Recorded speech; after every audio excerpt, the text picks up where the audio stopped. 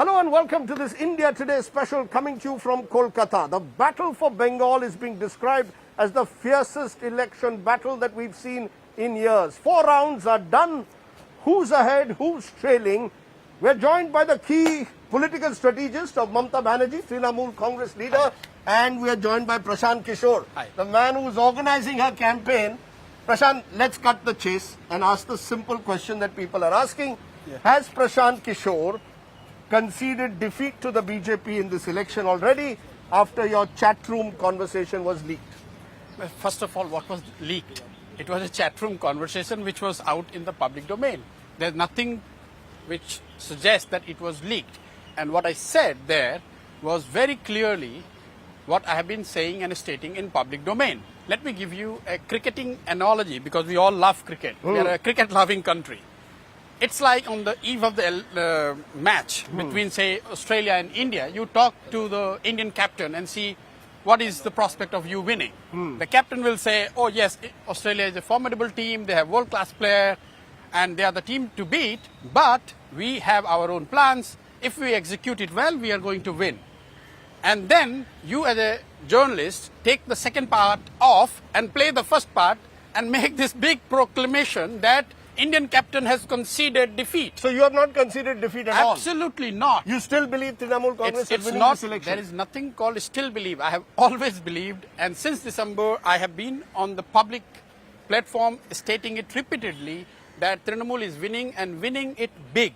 So you're still sticking to your stand that if the BJP crosses 100, you will give up political management?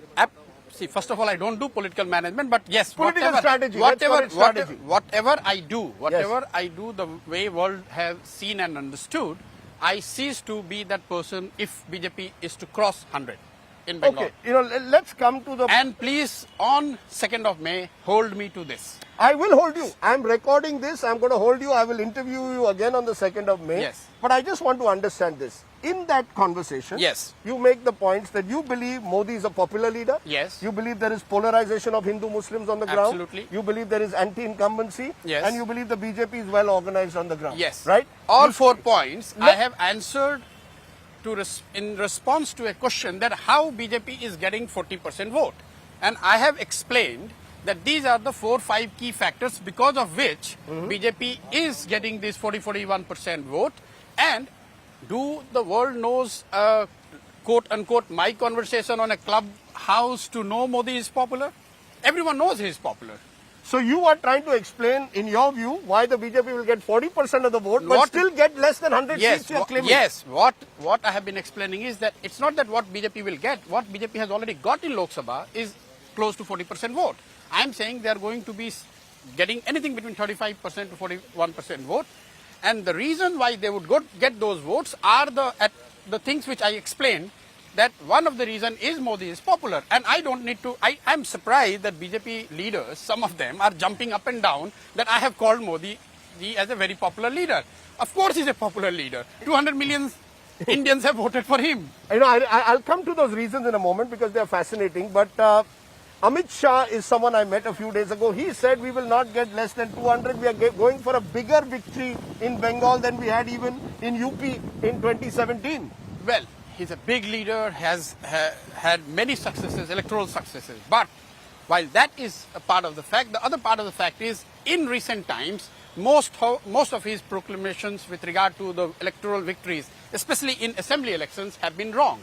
So you got UP wrong. Let's be honest. You were guiding Akhilesh and Rahul Gandhi, and he got that wrong, and he got that right. No, absolutely. But you just see from 2012 onwards, I have got one wrong. Yes. And even there, I was not saying that I'm getting this many seats, but assume that I got it wrong. But I hope and sincerely believe that Amit Shah has changed his data and the cephalogist, because he was wrong in Delhi, he was wrong in Jharkhand, he was wrong in Bihar, he was wrong in Haryana, and he was partially wrong in Maharashtra as well. I'm talking only about elections post 2019. So there are have any one of you gone and asked him this? I have no problem in journalists saying that Amit Shah ji is claiming 200 seats. My only problem is when journalists are taking that as a prophetic voice rather than saying, yes, he is claiming 200, but in last 2 years, 5 other elections, he has made similar claims and BJP was nowhere close to what he claimed. You know, it's interesting. I think there are two battles being fought. Mamta Di versus the BJP and Prashant Kishor versus Amit Shah. No. He's too big for me to be fighting. Just because you raised the point that he is claiming 200, all I'm saying is that he has been making such claims in every election he But does. you know, when we go around Bengal, there is clearly a hawa, you know, that a lot of local journalists see of the BJP. You know, a kind of undercurrent, some call it a wave. You don't see that at all. Your numbers No, don't again, say again. because you've given reasons why you believe. I'm telling you, anyone who tells that BJP is not a political force, BJP is not a big political entity or organization, we would be fooling ourselves. They have become a very strong political force, and they don't need this. Need not be told by me. The 41% vote share they got in Lok Sabha, that tells me that they are quite formidable. Now, as a person who looks at these things or is involved in managing these things, I rather overestimate my challenger than underestimate and get into trouble towards the end. Someone mocked at me in Delhi when we were doing the election. One tall, big minister of BJP, he said, "Who is Prashant Kishor?" I said, of course he would not know who I am, but I know who he is. I know even his low-ranking party officials, because that is what I need to know. Okay. If Mr. Modi's popularity is 40%, in my estimate, I would rather say that let's assume that his popularity goes further up. If he goes to 50% or 60%, what happens? If still I am able to win or not. So, as a matter of strategy, prudence and professionalism, I would never underestimate the challenger, whoever I am facing. If you want to say that I'm underconfident or I'm hyping it up because the other You're person, okay with that? I'm absolutely okay. So you because want to keep the expectations low in a way. It's not about keeping expectations low. It is about being aware of the strengths and the weaknesses of who you are facing. Let's come to those strengths and weaknesses. Hindu versus Muslim, which you have admitted there is polarization. Yes. You have been quoted, I think, in the past of saying that Trinamool needs a majority of the minority and a minority of the majority. Whether you said that on record, I don't know, but this is often attributed to you that Prashant Kishor's strategy for Bengal is to win a majority of the minority, that's a 30% Muslim vote, and a minority of the majority, which is a 70% vote. This is a 70-30 election. Well, I do not necessarily cut into 70-30, but anyone who is taking on BJP at the India level, since they have got 40% vote, you have to look at the 60% who is not voting for BJP and look at the components of that 60% and see where you can strike the best and the easiest.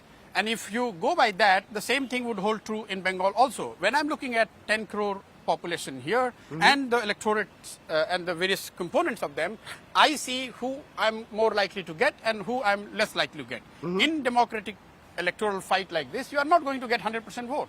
So of course you will target it more towards the segment where you think you are going to get more vote. The reason I'm asking you this is there's a sense the BJP has successfully in this election positioned the Trinamool as a party which appeases Muslims, that Didi appeases Muslims, and that in a sense has strengthened or consolidated the Hindu vote, particularly among scheduled castes, scheduled tribes. Well, you have seen this, you have covered them long enough to know they do this in every election. It's not that they are doing it For the first time in Bengal. So one has to, when you are trying to face BJP, you have to assume there's no point in complaining after the result that, oh, polarization ho gaya. They have used Hindu-Muslim card to win. You have to account for this, knowing that yes, they will do it, and then prepare your strategy according. That's what I've been saying all along, that yes, we are aware that it is a possibility that many or a bigger chunk of the Hindu majority might vote for BJP, and we have to be prepared for that. Now, how are you prepared? Have you tried to reposition Mamta Banerjee when she sort of speaks about her Gotra, recites the Chandipat? I know in Delhi, Arvind Kejriwal did the Hanuman Chalisa. Is there an attempt, therefore, that you are trying to say, look, you don't have a monopoly over the Hindu vote, I also am a Hindu. But does that work so late? I'm not. Has the BJP successfully positioned Mamta as, in a way, as they call it, Jihadi Didi? Well, they can position. See, I think media sometimes overplays this tactical chanting of tactical moves, whether someone chants. It's not deliberate. It's not deliberate to the extent that it's not that you are not doing it in your private life, but sometimes when fingers are pointed at you, that you know you are not even Hindu, you cannot even, you have problem with Jai Sri Ram, you have to come in the public and say, no, it's not true. We are very comfortable chanting Hindu mantras because most of us are practicing Hindus and there is no problem in it. Let me put a counter to this. When BJP comes and says, when you say, are you not looking to sidetrack Muslims, what do they say? They say, no, we are all guided by Sabka Saath, Sabka Vikas. That's right. Are you saying that they are trying to reach out to Muslims? You're not saying that. Right. But so when a leader who is being castigated as minority or jihadi and words which I think is completely... No, I take where you're coming from, but you know, one of the defining sort of images of Bengal was in 2019 when Mamta stopped her vehicle because the people around her started shouting Jai Shri Ram. And the BJP saw that as a moment where they were going to position Mamta as someone who was angry because someone was shouting Jai Shri Ram. And they used it successfully there. Are you seeing the polarization having become even greater in the last 2 years? No, see, the incident which you are quoting, it is on record that BJP has tried to use it to their advantage. So as a political opponent, what are you supposed to do? Are you not supposed to learn from that and not give such free hits to BJP one more time? And if Didi is not doing it, why we are finding fault with her? If she would have repeated the same thing, for example, then the same media would have said that, see, she has not learned her lessons. All of us will learn every day. And if I was doing something yesterday which did not work for me, there is no harm in learning from it or making amends. Is it more polarized though than 2019? Is 2021 the most polarized election that you have had to work with? See, I have been asked this question, how polarized is this? Bengal. And everyone asks this question. Again, as a matter of principle or practice, I follow that let's take the worst. That it is as polarized as a society could get. What happens then? We have studied data for last 30, 40 years and we have seen the elections in the quote-unquote most polarizing atmosphere. We have found that close to 50 to 55% is the limit beyond which it is not possible for anyone to polarize and get vote of any community. So any community, only 50 to 55 will vote one way. Yes, it's very difficult to take that consolidation, anything beyond 50, 55%. In rare cases, in some very localized geography, it could be even 60%. But we haven't found any hard data to suggest that elections in polarized atmosphere could mobilize a community one way in excess of 60%, and this holds true for both Hindu and Muslim. Interesting the way you're putting it. The other point that you made... And it is also corresponding to the BJP's vote share in Bengal. If you see, they are getting 38 to 40% vote, which is roughly translating into 50% of Hindu majority voting for them. The other issue... And this is exactly what I told in the clubhouse chat. That so you're not embarrassed about that chat? Then, you know, there's no embarrassment. What is there to be embarrassed? The BJP trended it, the BJP... No, BJP can trend it. I'm so very happy that they're taking my clubhouse chat more seriously than their own leaders' vote. And they need my validation to realize that Mr. Modi is popular. Well, Prashant Kishor, you're obviously someone whom the BJP takes seriously. But the other point is anti-incumbency. Yes. There's a sense that on the ground, 10 years in power is a long time, A. B, there are allegations, serious allegations of cut money, of syndicates, of local leaders virtually running their districts like Dadas, even during Cyclone Amphan, accusations of money being siphoned off. Has that been the biggest challenge? 10 years of anti-incumbency is tough to erase, evaporate. You've often worked with an incumbent at times. I know in some cases like Amrinder, you work with an anti-incumbent, but broadly, is it easier to work with an incumbent government or an anti-incumbent? See, I have said this on record. Again, this is part of, because you are raising again and again this clubhouse so-called chat and the leak. There also I said there is anti-incumbency. And I've said it on record, there is anti-incumbency. Any government that is there for 10 years is bound to have some degree of anti-incumbency. The question is not whether there is anti-incumbency or not. The real question for someone like me is how much is anti-incumbency and whether it is against the party, the local leaders or the leadership of Trinamool. In our assessment, there is localized anti-incumbency. There might be some anger as well in some pockets of Bengal against Trinamool local leadership. But by and large, Mamta Didi remains the most popular and trusted face in the voice which we have found in our assessment. So you're trying to fight this election in all 294 constituencies in the name of Mamta. You've tried to change, I know, a lot of candidates. You've changed about 50, 55. 100. Well, if you 82, include yes. if you include constituencies which have been We switched, have not changed. As a party, you've yes. changed about a third of the candidates. Almost, right? more than one third. That is a recognition that there is anti-incumbency in a way, that there is anger at the local level. In one way, that is a recognition. Yes, so, but that's not some, that I would see is being a prudent strategy, being proactive to remove people who have not lived up to the expectation of the local electorates. It's a better thing to do rather than just saying that, this is admission of anti-incumbency. The reason I'm asking you this is because you are seen to be close to Abhishek Banerjee. Many of those who've left Trinamool are blaming Abhishek, Mamta's nephew, for their departure. They're saying Abhishek is the fountain of corruption and cut money and syndicates. Prashant Kishor is trying to, in a way, save Abhishek Banerjee, in a way. You know personally, Didi.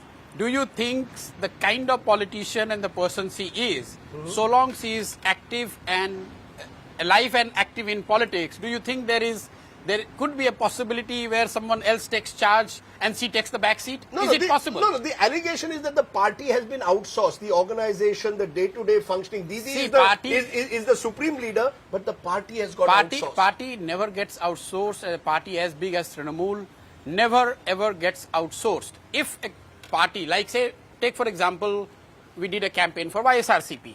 And YSRCP, all campaign, everything what the leadership and the party was doing was directly or indirectly was advised and supported by us. Are we to say that they outsourced the party? No, it's a YSRCP party which is ruling. They have the one who have won. They are the one who are ruling Tamil Nadu. Andhra. They are not the one who, we are not, IPAC is not there or Prashant Kishor is not there in Andhra ruling. So what is this question of outsourced? I am there just to help and aid on the topics and issues on which parties seek the assistance. Because you came to Bengal after 2019. Yes. After the Lok Sabha election where the BJP got 18 seats. Yes. In a state where they just got a couple before, suddenly you get 18. Did you come too little too late? Because there's a sense that the 2018 Panchayat polls where 30% seats were uncontested because allegedly there was Gundarism of the Trinamool, which was the turning point. So by the time you come at 2019, you're already fighting with your back to the wall. Do you agree with that? Well, I think 1 year and a half, I should not be, there might be some truth in that what you're saying, but I shouldn't be using that as an excuse because 1 year and a half is very good enough time and I am very satisfied with what we have been able to do. In my opinion, we have been quite thorough and objective in our assessment and almost clinical in the execution of what we would have liked to so be what executed. Have you done? Have you tried to reposition Didi or recast her strategy, tried to make her more accessible? I know you started this Dware Sarkar or Didi Ke Bolo, trying to get people to get in touch with Didi. Had Mamta Banerjee, who's accused of being an autocratic leader, along with being a mass leader, lost touch with the masses? See, there is a saying we are all grown up listening to. Raja bhesh badal kar nikle, to unhe pata chala. There is a great deal of wisdom in this line. For anyone who rules, the biggest challenge is to remain connected to the correct information coming from the grassroots. No matter how smart you are, no matter how proactive you are, no matter how big is your organization, the biggest challenge for any ruler is to know what is happening on the grassroots. So to that extent, the longer you rule, bigger is the challenge and more are the chances that you might lose touch with what is happening on the ground. And that is why probably anti-incumbency sets in. That is... that's fascinating. You're saying an incumbent cannot afford to lose touch with the people. I'm saying... And Mamta may have lost touch at some stage. No, I'm not saying they cannot afford. This is the biggest challenge they have. They are bound to lose touch with grassroots, no matter how much they try. Because... So all leaders, they do this. They all suffer from this. And again, I re-quote what I said. राजा भेष बदलकर निकले तो उनको पता चला। इसका मतलब क्या है कि जो जितनी भी उनकी पैराफेरनेलिया बनाई हुई थी, इसके बावजूद उनको ये पता नहीं चला कि देश में क्या हो रहा है। जब वो भेष बदलकर निकले तब पता चला कि प्रजा को क्या तकलीफ है। सो as a king or as a ruler, of course we don't talking about kings nowadays, but the democratically elected rulers, they need to keep their eyes and ears to the ground, and that is very challenging. It looks far easier for you and me than actually those who are sitting on those chairs. The reason I'm asking you this is, again, you worked with Narendra Modi, who's been a three-time chief minister, won 3 elections. Now you're working with someone who also wants to be a 3-time chief minister. Who's easier to work with, Mamta or Modi? And is the challenge more or less the same, to ensure that the incumbent retains his or her core vote? The challenge, you see, working with different individuals, they have very different personalities, different time. Who's easier? Both are easier. Oh, come on. Both are easier. You are telling me it's easy to work with a Mamta Banerjee and a Narendra Modi? Absolutely. You know, when I came here, a lot of people laughed and said, especially the BJP guys on record, that okay, Prashant Kishor might have a great track record, but Didi doesn't listen to anyone. So it's not going to benefit her at all. The same guys now are telling that she's listening only to me, and hence she's going to lose. So they can't get it right both ways. No, it's not a question of them listening to me. As I told you, my job is to listen to what people at the grassroots are telling. The single biggest and most important thing for people like us is to listen to as many voices as possible, put it in a coherent manner, and pass it on to the leadership that this is what people are expecting, this is what they are worried of, this is what they are angry, this is what they are upset, these are what their expectations are. The danger is, do you end up then creating a parallel organization to the Trinamool? Because the Trinamool is an established party over the last 20 years, and that's why a number of the older leaders feel that Prashant Kishor is dictating terms to Mamta and Abhishek and running his own parallel organization. Does the organization suffer? The BJP has a stronger cadre which perhaps the Trinamool doesn't have. You, we have done this successfully in different settings with different parties over now 7-8 years. It's proven that you can just come, act as a force multiplier and detach yourself without disturbing the original core. You haven't done that. You haven't disturbed the original core of the TMC. No, not at all. I have not done that with YSRCP. I haven't done that with Congress in Punjab. I haven't done that with Nitish Kumar. So then why did so many people leave Mamta? Is it because of a whimsical nature that some feel that she's mercurial, that she's insecure? Do you blame her for Shuvendu and Mukul Roy leaving, or do you blame yourself? See, without getting into individuals, there are 2-3 factors at play here. First and foremost, BJP, as we know, they use poaching leaders from the party which they seek to challenge. Their leaders is part of their established strategy. They do it everywhere, and for good or bad, it has worked for them in many states. Look at BJP in UP today. Bulk of the BJP in UP today is made up of leaders who have been poached or who have come from BSP and SP, Congress, God knows, from all other parties. So that's one factor that has been play in West Bengal. The second thing is Trinamool, the way the party has been put together, it has been purely the sheer crazy energy of Mamta Banerjee that has brought them in the power. And since then, people from all walks, all background, they have come and they have become part of Trinamool. So there have been some inter-party contradictions that also have been at play. And 10 years after you are in government, you bound to create some people who feel that they are sidelined, they are not given as much prominence as they would have liked. So all things put together has led to some people, or I would say many people, leaving Trinamool. But the core of Trinamool is as intact as it ever was, as an organization and as a party. Out of 220 plus MLAs, say 15 of them have gone out. Many of them, now that we know for fact, have got tickets from BJP. That shows that they went because they thought that they might not get tickets here. I'm not saying for all. Yes. What is the X factor of Bengal? Is it the Mahila voter? Mamta scores much higher among women voters than male traditionally. Almost 8-9% more. Are you relying on the woman voter, Muslim plus Mahila, as your core factor? I want to understand from you, what is the X factor of this Bengal election which gives you the confidence to say BJP will not cross 100 and I will be 190, 200? Multiple factors, but as a strategy we would be looking to yes, consolidate gains among the women. There is a clear and distinct advantage Trinamool and Didi has among the women voters. As you have said, it's very difficult to quantify and put a number, but it is definitely in higher single digit. We have also seen that BJP in fact is aware of it. Look at the Prime Minister's speeches in last 3-4 times he has come. Every time he is spending bulk of his time in addressing to the women voter of Bengal. Why do you think they are doing it?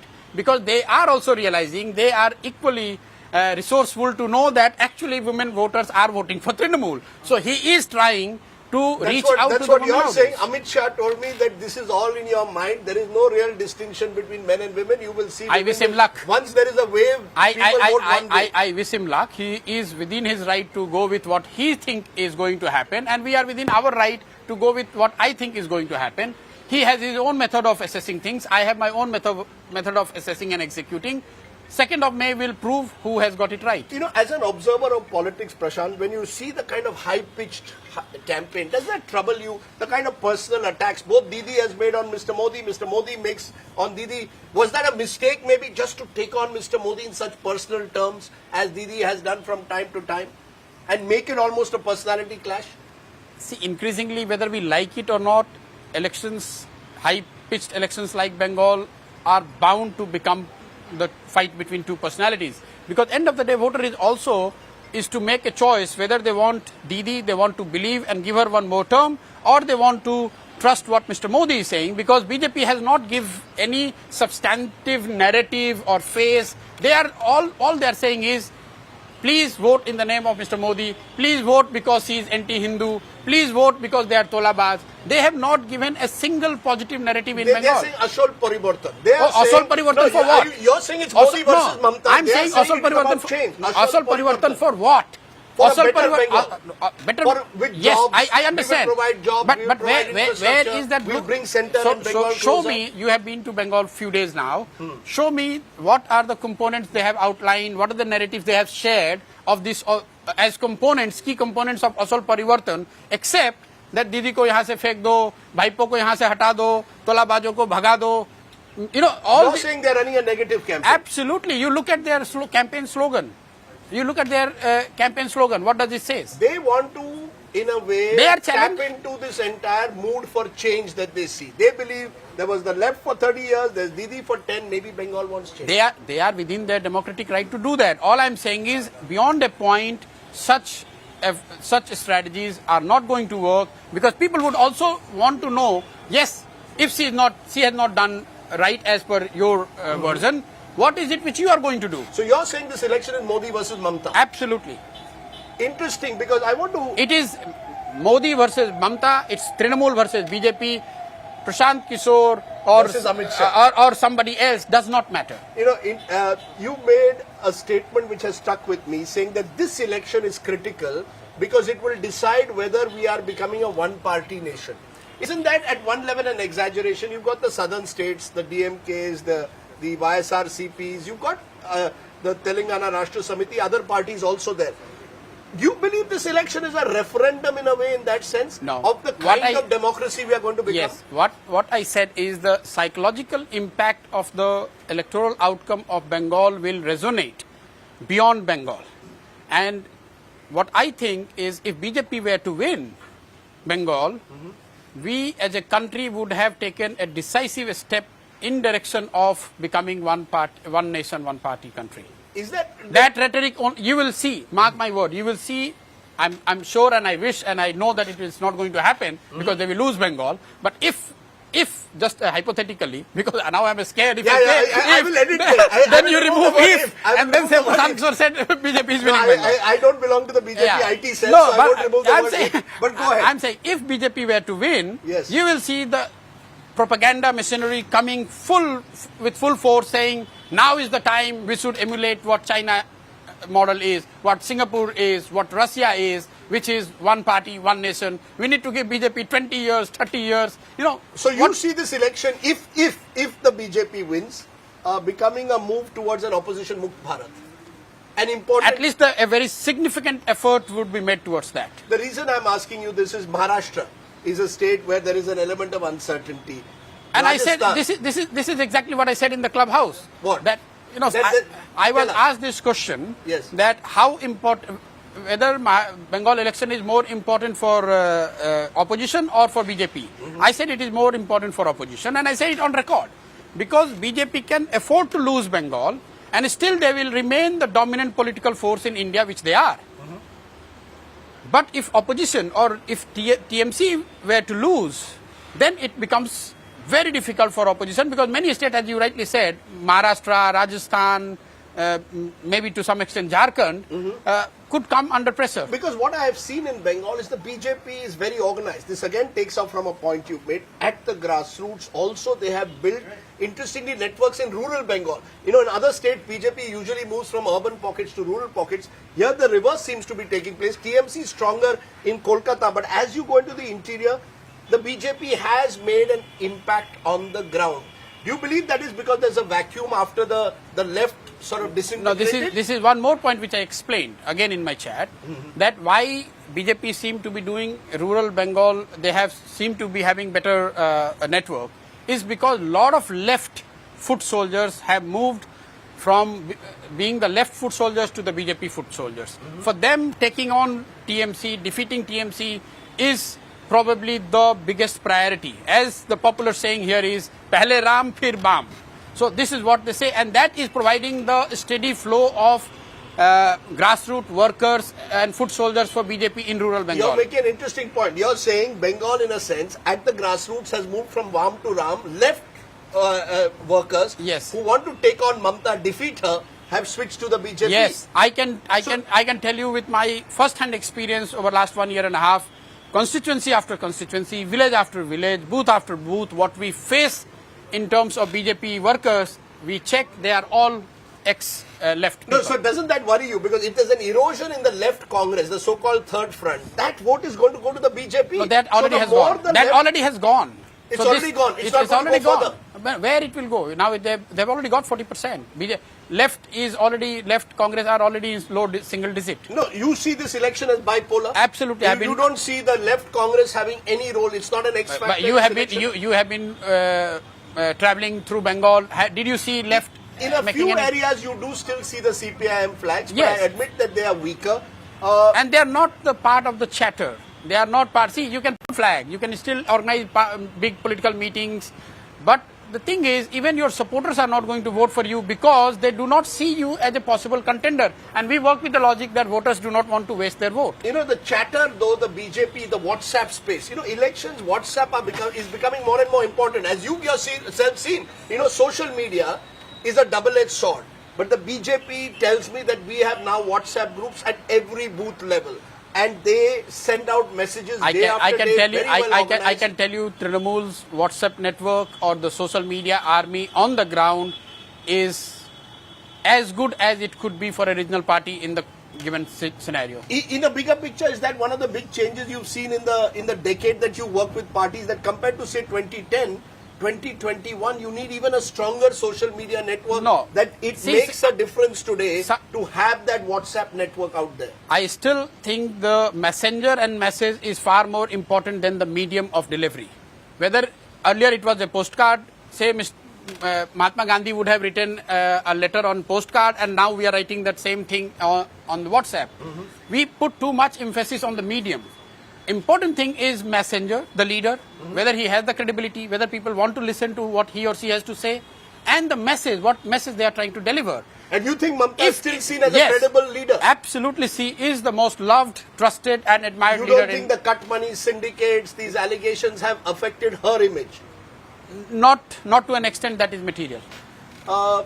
I have to ask you this. Of all the elections that you fought, is this the toughest? I know you've been asked this before. I know once you told me Punjab taking on the Aam Admi Party was the toughest election. It was. You still maintain? I still maintain. Punjab of 2017 was tougher than Bengal, I tell Bengal you. of 2021? I tell you, yes. Really? I repeat, and I can't repeat this enough. I spoke to one of your colleagues, Rahul, and I said the same thing to him. Just because national media is more excited about Bengal, that does not necessarily make this election much more tougher. Just because Punjab is small and two regional parties were fighting, and hence you think that, oh, that election was not that easy. The problem is, it's not a problem, but this is the fact, the journalists, you come towards end of the election, and then you discover all these issues. While I appreciate what you are discovering, but please give it to us that we would also be aware of some of these, if not all. No, I have no doubt that, Sometime I go to bed and I think that, am I the biggest fool that I am slogging 15, 16 hours here for 1 year and I don't know what these people are trying to tell me? Amit Shah is also slogging 15, 16 hours a day for the last 365 days. He also knows something. He knows much more than me. But still, it's a question. As we have seen in UP, you can be right in your assessment, but if you are not able to execute things on the ground, then you are at disadvantage. I think in Bengal, we have not only assessed things thoroughly and objectively, we have been able to execute things on the ground, and that is why I am so very confident that Trinamool is going to have a decisive victory. BJP will not cross 100, and if they do so, I have got no business to be doing what I am doing. Which is why I want to end this by asking you. And you must ask this to BJP leaders who are again saying the same thing that we are winning 200, 400. Amit Shah is too big a leader, so I don't want to bring him into it. But ask even the Bengal president of Trinamool, BJP, Dilip Ghosh, or ask Mr. Kailash Vijayvargiya, are they willing to say that if BJP will not win 200, they are going to resign from what they are doing? I am willing to do that. If they are not giving bluff, if they are not trying to bluff people, they should be on record and say that if BJP doesn't win 200 seats, Kailash Vijayvargiya will never be a general secretary. I am telling you, I'll never be a political aide to anyone if BJP were to cross 100. Are you lifting your own morale and that of your party and IPAC, or are you doing this in a way to sort of spread some fear on the opposition side? No, I am just stating the fact. Okay. And 4 rounds are done.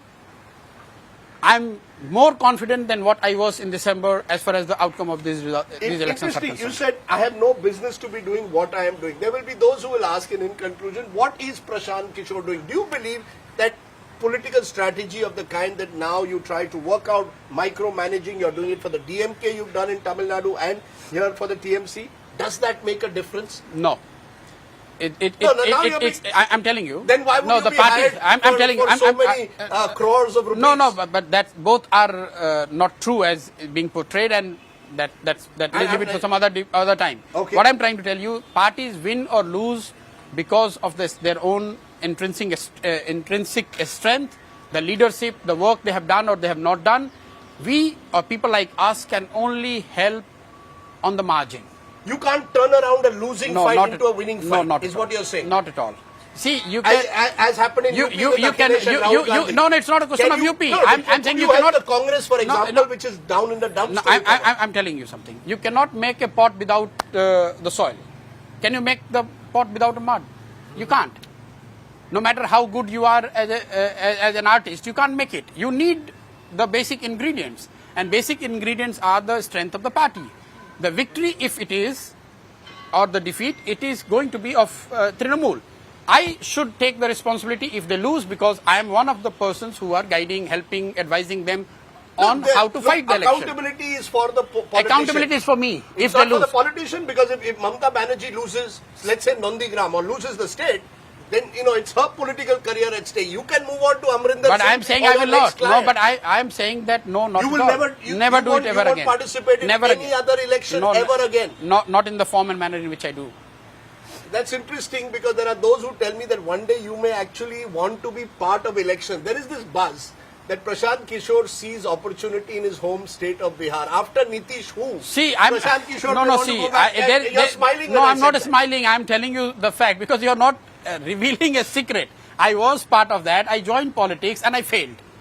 You may go back. No, yes, and I can go back, and I would go back. There's no two way about it. You will? Yeah, I will go back. Your ambition is to be Chief Minister of Bihar? No. That's not my ambition. But my ambition is to go back to the politics, and I will go back to the politics. It's no longer a secret. I was there in politics. Tell me, and this is as a political observer, you're much more the insider. In this decade that you observe politics, has it become more difficult to actually have a level playing field in elections in this country? Yes. This worries me as an observer. The amount of money being spent, the amount of hype, media, is that something that worries you also? Yes. Whether it worries me or not, but yes, it definitely is the fact.